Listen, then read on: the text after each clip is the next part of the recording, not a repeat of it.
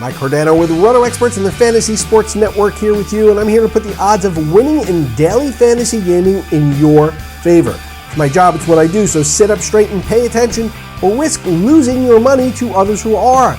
Now we've got a full slate of games today, 7 afternoon games and 8 night games, so that gives you the opportunity to win twice if you go about things shrewdly. So let's do that. Now the obvious pitching choice in the early games is Johnny Cueto. He's arguably the best pitcher in the National League so far this season, and he's pitching against the worst offense in all of baseball at one of the best pitching parks in the game. But he's the highest priced guy by a wide margin this afternoon, no matter where you look. And if you are having a hard time fitting him in, I've got a twist on this that I think will work out like a charm.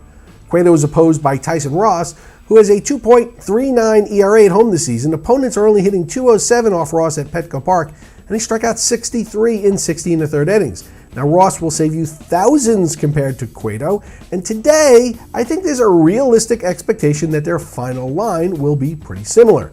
Now Ross faced the Reds in Cincinnati on May 15th, and he went 7 innings, allowing 3 hits and 1 run, striking out 8.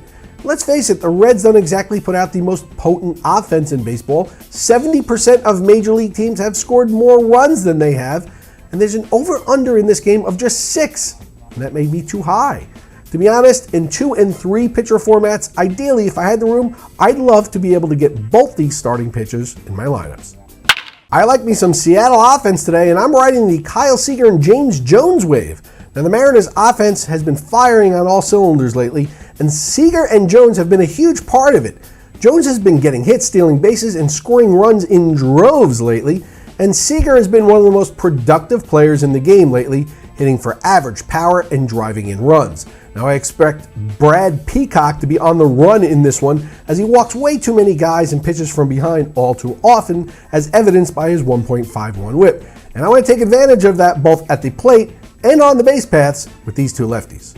The Angels are taking on the White Sox in Chicago again tonight, and assuming they don't get rained out, I'm going to want to get as many of the thumping right-handed hitters from each of these two offenses in my lineups as I can possibly afford. Now, I'd even consider placing a non-starter in there if he was relatively cheap and might have the possibility to pinch hit in order to do this. We've got 2 lefties, Tyler Skaggs and John Danks, throwing in this one, who the right-handed power bats on both sides should absolutely destroy.